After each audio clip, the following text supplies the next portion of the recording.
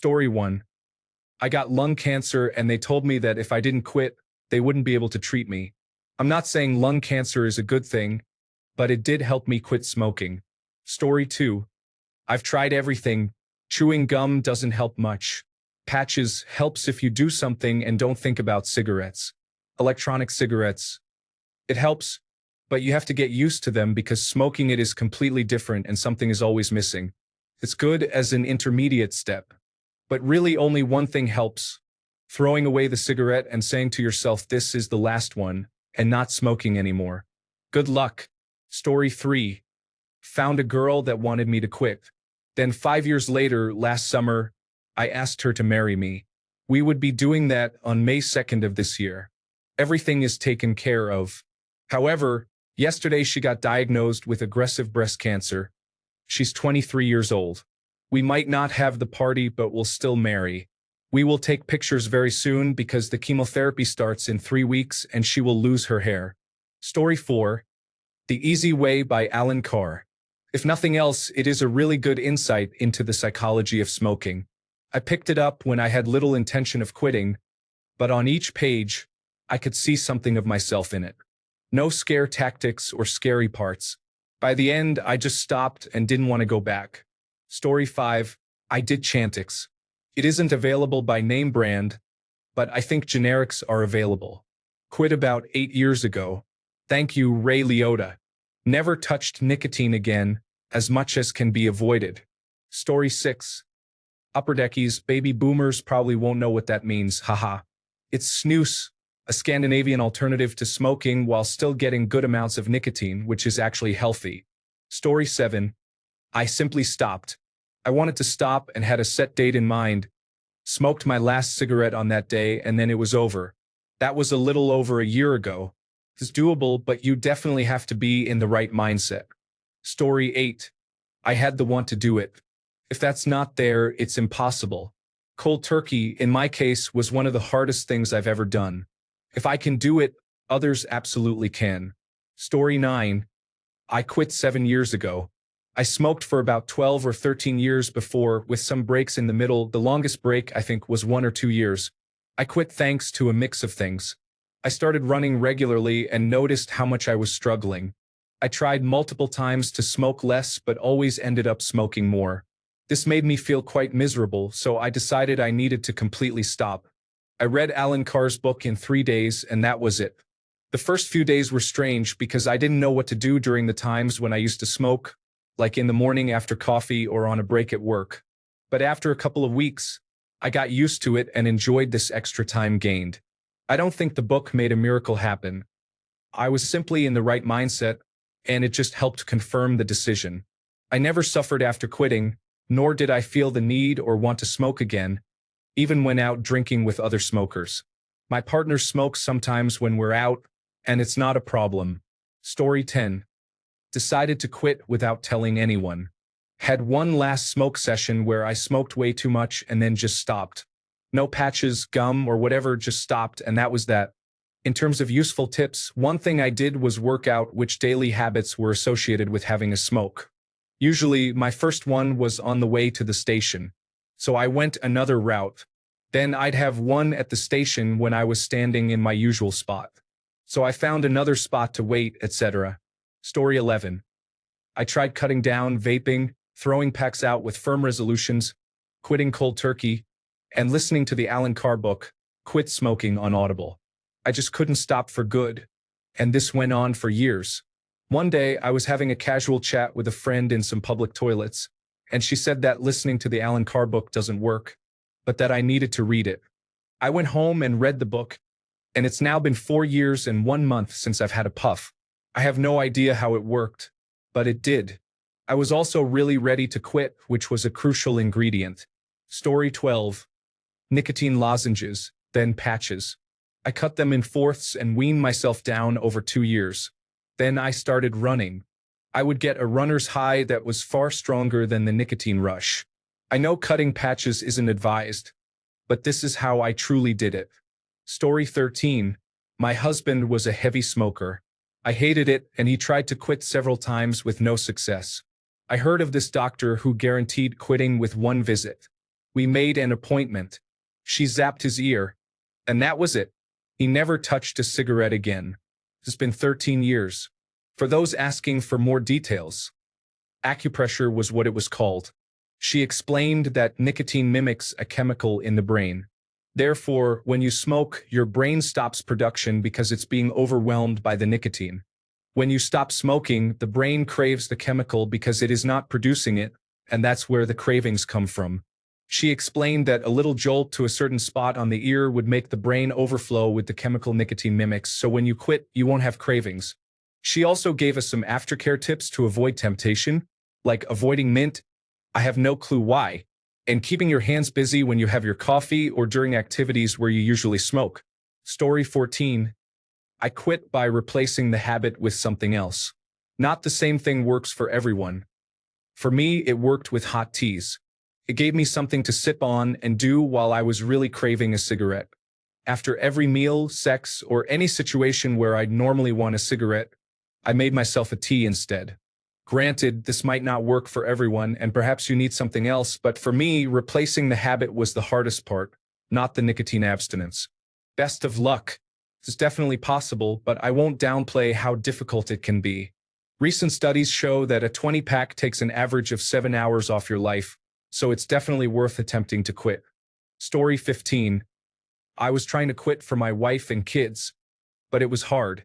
I ended up with the norovirus about 2 years ago, where I slept all day and all night for a week straight, except when I had to run to the bathroom. I wanted to go outside again, but I looked at my pack and threw it in the garbage. It's been 2 years now. I smoked for about 15 years prior. My sister followed suit, and my mother, who smoked for 55 years, quit as well. If you end up getting a stomach virus, just throw your pack away. It was the easiest way for me to quit. Why bother picking it back up after days of not smoking? Story 16. After 25 years, I just woke up and decided not to smoke. It was strange because of how easy it was. Keeps me on the edge of my seat because it was too easy, so I am extra cautious about it. I am 13 months smoke-free. Story 17. I kind of stumbled out of it by the measures I did to come out of depression. I wrote a diary of gratitude to clear my mind of negative blocks. Every morning and every evening I wrote 3 things I appreciate about the negative. How I grew from it, what I gained, what I learned. Stuff like that. Because in order to appreciate the positive, I've got to appreciate the negative. It is a package deal. Then I got cats because I always wanted cats, and was in a position where I could care for them. But also partially inspired by someone pointing out to me that to love is to give. So because cats are more receptive to receiving, it was just easier. They also teach me to meditate and show gratitude to me, which I appreciate. Then my cat got kittens, and faced with the increased expense, I could either give away the cats or quit smoking. Suddenly, it was not even a decision, I was just done. This was made easier thanks to the mindset I cultivate with the diary of gratitude. Simply put, I found something that I love and prefer to put my money towards over tobacco. Story 18. Started using electronic cigarettes and then started dating a woman who hated the smell of smoke. So fully switched to electronic cigarettes. Then I couldn't order replacements online due to state laws, and I don't leave my house anymore, so I was kind of forced into it. Or out of it, I should say. I did buy a pack of regular cigarettes and will rarely have one if my wife leaves and I have time to shower afterward. But at this point, unless I'm drinking, they just make me feel sick, causing nausea. Story 19. Psilocybin mushrooms. The day after my first experience, I quit 13 years of alcoholism and 15 years of smoking cigarettes without any problems. It was as if all pathways in my brain that revolved around addiction suddenly disappeared overnight. The next day, I simply did not feel like drinking and smoking, so I just didn't. I had a bit of a headache and was a bit shaky for the first few days, but that was it. A day became a week became a month, and so on. This was almost 3 years ago, and to this day, I do not have any urge to drink or smoke, even when around people who are drinking or smoking. Story 20. Wrote out a list of pros and cons of smoking. Seeing the cons extremely outweigh the pros, it motivated me to go cold turkey. Then I stopped hanging around other people that smoked and identified triggers and habits of my smoking, so I was mindful of trying something else to break the craving that followed that habit. Story 21. Quitting cold turkey. Trying to quit leaves room to fail.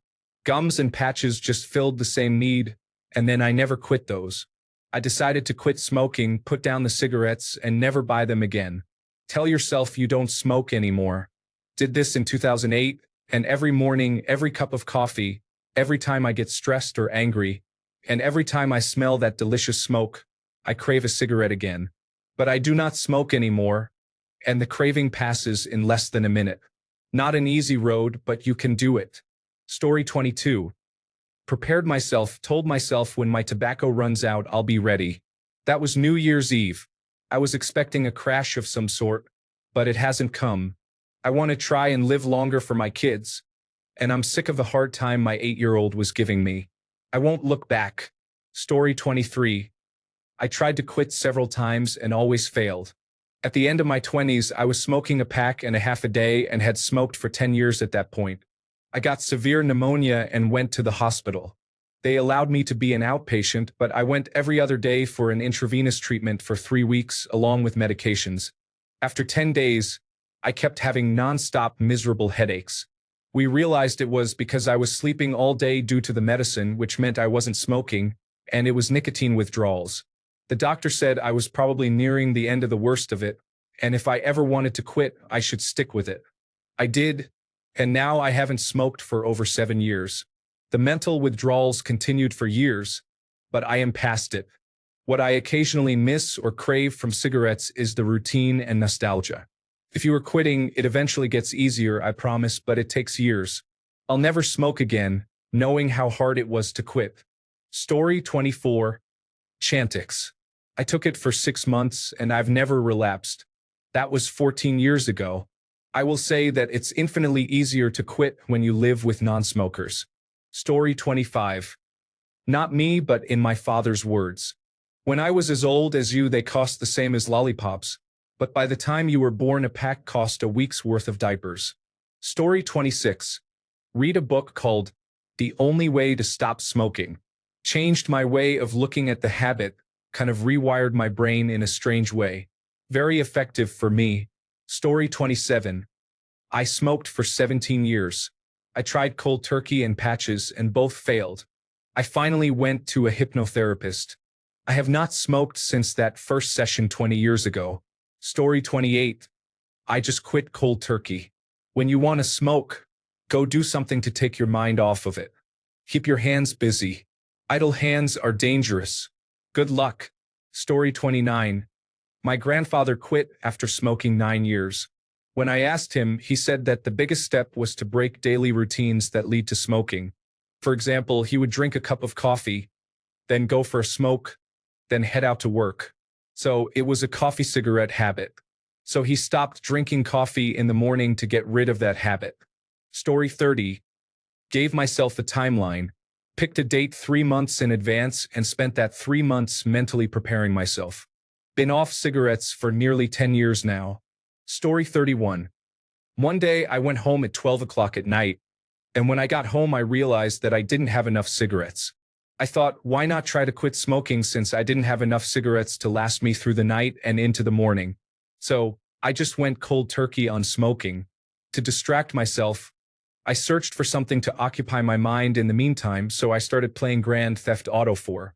I played Grand Theft Auto 4 for a week and a half. It was not easy, but it's definitely worth it. Story 32. I signed up for the National Health Service Stop Smoking Service. An advisor called me and asked lots of questions about previous quit attempts, which were many. It was suggested that I try a prescribed tablet to help stop smoking, cytosine, I think it was called. The tablets definitely helped with cravings in the first week, but once I reached the weekend, I forgot about taking them and also did not smoke either.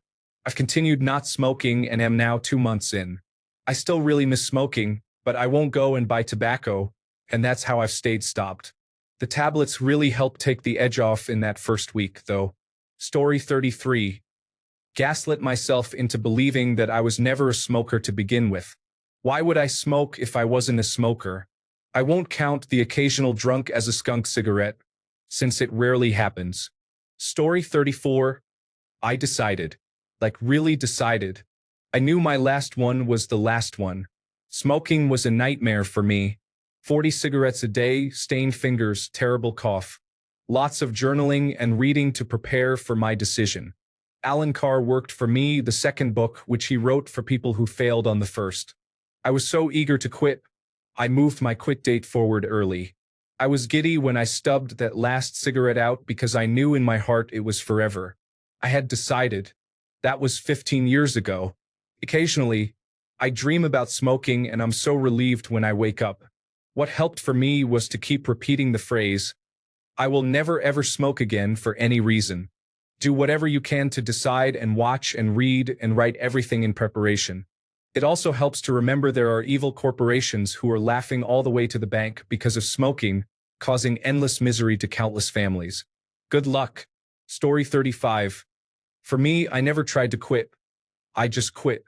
I just never touched another pack or cigarette again. It was actually easy for me, I don't know why. I hope you can quit.